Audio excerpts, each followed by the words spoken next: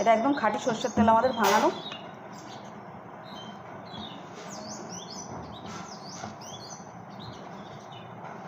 এই লঙ্কা ভেজেছি, লঙ্কা ভাজা দিয়ে মেখে নেবো।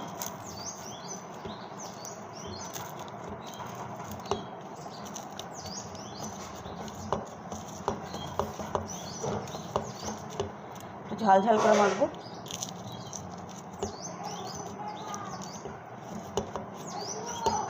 ভাত, একদম গরম ভাত,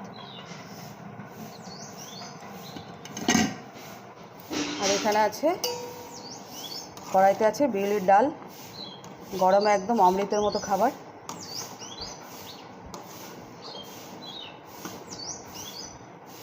এটাই আজকে আমাদের দুপুরে বৃহস্পতিবারে নিরামিষ খাবার।